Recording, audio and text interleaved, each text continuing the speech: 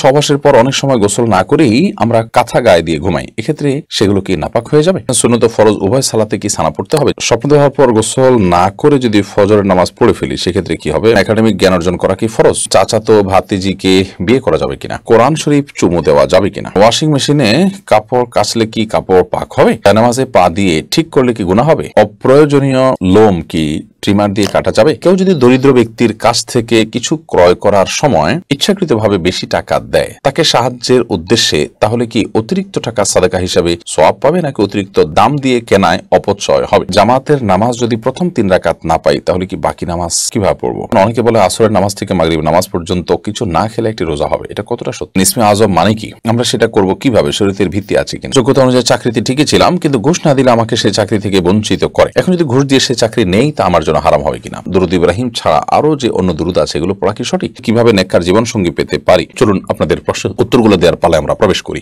তাসিন ইসলাম আপনি লিখেছেন সুন্নত ফরজ উভয় সালাতে কি সানা পড়তে হবে? জি, সকল সালাতে আপনি সানা পড়বেন, কারণ সানার সাথে সুন্নত বা ফরজের সম্পর্ক নয়, এর সাথে নামাজ শুরুর সম্পর্ক। এটা দোয়া ইস্তিফতা বা সালাত শুরুর দোয়া, অতএব যে কোনো সালাত শুরুতেই আপনি এটি পাঠ করবেন। স্বপ্ন দেওয়ার পর গোসল না করে যদি ফজরের নামাজ পড়ে ফেলি সেক্ষেত্রে কি হবে? আপনি সাইফুল ইসলাম সবুজ জানতে চেয়েছেন। ভুলে পড়ে ফেলেছেন সেটা এক জিনিস, আপনি জানতে পারেন নাই, তাহলে সেক্ষেত্রে পরবর্তী যখন জানতে পেরেছেন আপনি সালাতটা আবার দোহরায় নেবেন এবং পরবর্তীতে সাবধান থাকবেন, এটি হলো আপনার করণীয়। এমডি মকসুদুল মোমিন আপনি লিখেছেন একাডেমিক জ্ঞান অর্জন করা কি ফরজ?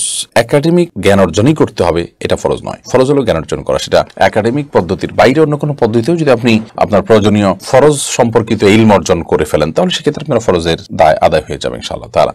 ইমরান হাশমি আপনি লিখেছেন চাচাতো ভাতিজিকে বিয়ে করা যাবে কিনা? নিজের ভাই যদি হয় তাহলে নিজের ভাইয়ের মেয়েকে তো বিয়ে করার কোনো সুযোগ নেই। চাচাতো ভাই যদি হয় তাহলে সেক্ষেত্রে চাচাতো ভাইয়ের মেয়েকে আপনি বিয়ে করতে পারেন, সেটা আমরা নাজায়েজ হবে না। তাশরিফা জাহান তাওয়া আপনি লিখেছেন কোরআন শরীফ চুমু দেওয়া যাবে কিনা? কোরআন কারিমে চুমু দেওয়াতে কোনো অসুবিধা নেই। আপনি কোরআনের প্রতি সম্মান শ্রদ্ধা প্রদর্শন করতে গিয়ে আপনি চুমু দিলেন, এটাতে অসুবিধার কিছু নেই, এটা মহব্বত এবং ভক্তির প্রকাশ সেভাবে করলেন। এরপরে রাগিবুজ্জামান সাবিত আপনি লিখেছেন ওয়াশিং মেশিনে কাপড় কাচলে কি কাপড় পাক হবে? ওয়াশিং মেশিনে যদি আপনি কাপড় কাচেন, সেই কাপড়ে যদি একদিক থেকে সেই ওয়াশিং মেশিন যদি একদিক থেকে পাইপ থেকে পানি আসে এবং ধোয়ার পর সেটা মেশিনে চিবানোর পর পানিটা চলে যায়, আবার পানি আসে আবার চিবায় চলে যায়, তো এইভাবে সেটা পাক হবে, না পাক হওয়ার কারণ নাই।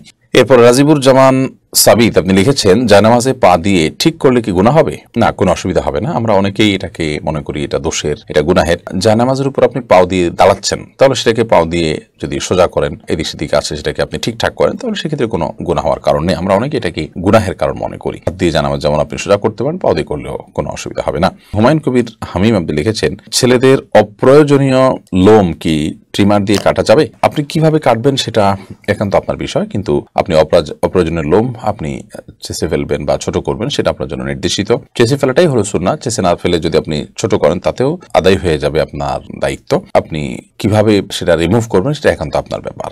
কেচ আলভি হেদায়েত শুভ এর থেকে আপনি লিখেছেন কেউ যদি দরিদ্র ব্যক্তির কাছ থেকে কিছু ক্রয় করার সময় ইচ্ছাকৃতভাবে বেশি টাকা দেয় তাকে সাহায্যের উদ্দেশ্যে, তাহলে কি অতিরিক্ত টাকা সাদাকা হিসাবে সওয়াব পাবে নাকি অতিরিক্ত দাম দিয়ে কেনায় অপচয় হবে? কেউ যদি দরিদ্র ব্যক্তির কাছ থেকে কিছু কেনার সময় ইচ্ছাকৃতভাবে টাকা তাকে বাড়াই দিল, তাহলে সেক্ষেত্রে আপনি সহযোগিতার উদ্দেশ্যে দিয়েছেন, এটি জায়েজ আছে, কোনো অসুবিধা নেই এবং এটা সাদকা হিসাবে গণ্য হবে আল্লাহকে খুশি করার জন্য যদি আপনি দিয়ে থাকেন ইনশাআল্লাহ তাআলা। এমনি তামিম হাসান আপনি লিখেছেন জামাতের নামাজ যদি প্রথম 3 রাকাত না পাই তাহলে কি বাকি নামাজ কিভাবে পড়বো? যদি সালাতে প্রথম 3 রাকাত না পান, শুধু চতুর্থ রাকাত পান, তাহলে চতুর্থ রাকাতে আপনি 1 রাকাত পেয়েছেন, এরপরে ইমাম সালাম ফেরানোর পর আপনার যে 3 রাকাত ছুটেছে সেগুলো পড়া শুরু করলেন, তাহলে আপনি আপনার শুরু করা 3 রাকাতের প্রথম রাকাত আপনি বসবেন, কারণ আপনি ইমামের সাথে 1 রাকাত পেয়েছেন, এটা হলো আপনার সিরিয়ালের দ্বিতীয় রাকাত, অতএব সেই হিসাবে আপনি বসবেন। যদিও এখানে পরপর 2টা বৈঠক হয়ে যাবে, একটা ইমামের সাথে ছিল আর একটা আপনার 3 রাকাত যেটা একা একা আদায় করছেন সেখানকার প্রথম রাকাত আপনি বসলেন, এরপর বাকি 2 রাকাত স্বাভাবিকভাবে আপনি আদায় করবেন।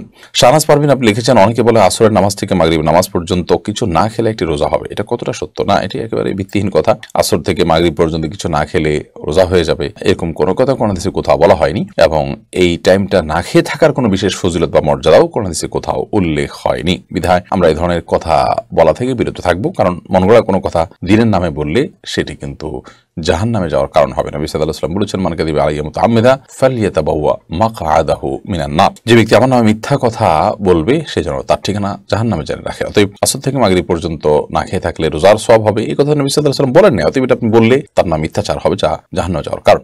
জান্নাতুল ফেরদাউস আপনি লিখেছেন ইসমে আজম মানে কি? আমরা সেটা করব কিভাবে? শরীয়তের ভিত্তি আছে কিনা? জি, ইসমে আজমের ভিত্তি শরীয়তে আছে। ইসমে আজম কাকে বলা হয় এ নিয়ে অনেকগুলো হাদিস আছে। কোন কোন হাদিসে দীর্ঘ দোয়া জিকিরের কথা বলা হয়েছে, এটা পাঠ করে আল্লাহ তাআলার কাছে কিছু চাইলে সেটা আল্লাহ তাআলা কবুল করবেন, সেটাকে ইসমে আজম বলা হয়েছে। ইসমে আজম মানে হলো মহানাম। আবার অনেক হাদিসে আছে আল্লাহ, এটাই হলো ইসমে আজম।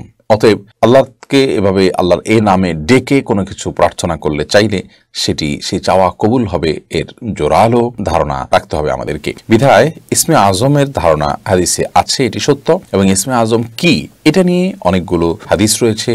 এরপর প্রশ্ন হলো, আমি নিজের যোগ্যতা অনুযায়ী চাকরিতে ঠিকই ছিলাম, কিন্তু ঘুষ না দিলে আমাকে সেই চাকরি থেকে বঞ্চিত করে। এখন যদি ঘুষ দিয়ে সে চাকরি নেই, তা আমার জন্য হারাম হবে কিনা? প্রথম কথা হলো, আপনি নিরুপায় কিনা। আপনি নিরুপায় না হন তাহলে সেক্ষেত্রে এখানে ঘুষ দিয়ে আপনার জন্য চাকরি নেওয়া জায়েজ হবে না। নিরুপায় ব্যক্তির জন্য হারামে লিপ্ত হওয়া জায়েজ হতে পারে। আপনার এই চাকরি ছাড়া বাঁচবেন কিনা, অন্য কোনো ব্যবস্থা আছে কিনা, এই প্রশ্নগুলোর উত্তরে বেশিরভাগ মানুষই বলবেন হ্যাঁ, অবশ্যই বাঁচা যাবে, একটু কষ্ট হবে, হয়তো একটা চাকরি পাওয়া যাবে, হয়তো একটু কম সুবিধা থাকবে। তাহলে এটুকু ঠুনকো অজুহাতে আপনি ঘুষ দিতে যাবেন না। হ্যাঁ, আপনার বহু চেষ্টা করেছেন, কোনো চাকরি হচ্ছে না, এছাড়া বিকল্প চাকরি নাই, আপনার হালাল উপার্জনের জন্য এই মুহূর্তে এর চাইতে অন্য কোনো ভালো পথ পাওয়া বা এরকম কোনো পথ পাওয়া আপনার জন্য টাফ, তাহলে সেক্ষেত্রে আপনাকে বাধ্য করছে সে আপনার ন্যায্য অধিকার নিতে আপনাকে ঘুষ দিতেই হচ্ছে, তাহলে সেক্ষেত্রে সেটি আপনার জন্য জায়েজ হতে পারে। কিন্তু যিনি নিচ্ছেন তিনি সর্বাবস্থা হারাম এর মধ্যে লিপ্ত হবেন।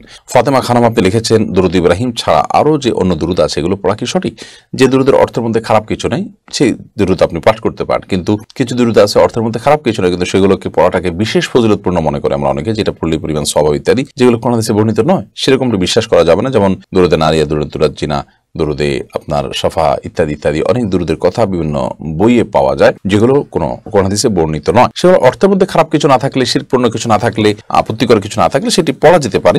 বাট সেটা পড়লে অমুকটা এতবার পড়লে এই সওয়াব হবে, ওই লাভ হবে, এরকমটি হাদিস যেহেতু বর্ণিত হয়নি বিধায় সেটাকে সেরকম মনে করা কঠিন। তবে হ্যাঁ, রুকিয়ার অংশ হিসাবে যে এটা এতবার পড়লে সাধারণত এই রোগ ভালো হয়, ওই রোগ ভালো হয়, এরকম কোন রুকিয়া বা ঝাড়ফুকের অংশ হিসাবে দুনিয়াবি কোনো উদ্দেশ্য হাসিল হয়, সেটা অভিজ্ঞতা দ্বারা কোনো রাকি বা কোনো আলিম দ্বীন, কোনো দিনদার মানুষ যদি সাজেস্ট করে থাকেন, সেটাকে জাস্ট তাদের নিজস্ব অভিজ্ঞতা হিসাবে শেয়ার করা যেতে পারে, শরীয়তের নির্দেশ হিসেবে নয়। মুন্না আপনি লিখেছেন, সহবাসের পর অনেক সময় গোসল না করেই আমরা কাঁথা গায়ে দিয়ে ঘুমাই, এক্ষেত্রে সেগুলো কি নাপাক হয়ে যাবে? সহবাসের পরে কিংবা স্বপ্নদোষের পরে আপনি যদি কাঁথা বা কম্বল, লেপ ইত্যাদি গায়ে দিয়ে ঘুমান, তাহলে সেক্ষেত্রে সে কাপড়গুলো অটোমেটিকলি নাপাক হয়ে যাবে না, যদি সেখানে নাপাক না লাগে। যদি আপনার নাপাক কাপড় বা শরীর থেকে আপনার নাপাক লেগে যায় সেগুলোতে, তাহলে সেক্ষেত্রে যেখানে লেগেছে সেই অংশটা নাপাক হবে। সেগুলোতে আবার শুকায় যায় এবং ভেজা না থাকে, তাহলে সেক্ষেত্রে সেটা আবার আপনার শরীরে লাগলে শরীর কিন্তু নাপাক হবে না। বা সেই নাপাকটা যদি আপনার চাকা ধরে যায়, সেটা যদি আপনি খুঁচিয়ে ফেলে দিতে পারেন, তাতেও কিন্তু পাক হয়ে যাবে। বীর্য পাক করার এটাও একটা পদ্ধতি, যে ধুয়ে তো পাক করবোই, এছাড়া শুকিয়ে গেলে সেটাকে যদি খুঁচিয়ে বা খুঁটিয়ে ফেলে দেওয়া যায়, সেটাও না জায়েজ হবে না। এমনি রাকিবুল ইসলাম আপনি লিখেছেন, কিভাবে নেককার জীবন সঙ্গী পেতে পারি? নেককার এবং ভালো জীবন সঙ্গী পাওয়ার জন্য আপনি আল্লাহ তাআলার কাছে সূরা ফুরকানের 74 নম্বর আয়াত পড়বেন, পড়ে দোয়া করবেন, রব্বানা হাব লানা মিন আজওয়াজিনা ওয়া যুররিয়াতিনা কুররাতা আয়ুন ওয়াজআলনা লিল মুত্তাকিনা ইমামা। এছাড়া আপনি নেককার এবং দিনদার মানুষগুলোকে খুঁজে বের করার চেষ্টা করবেন, তাদের চলাফেরা কাদের সাথে, তাদের জীবন আচার কি, তাদের আমল কেমন, তাদের চিন্তাধারা কেমন, এর মাধ্যমে আপনি নেককার জীবন সঙ্গী নিরূপণ করার চেষ্টা করবেন।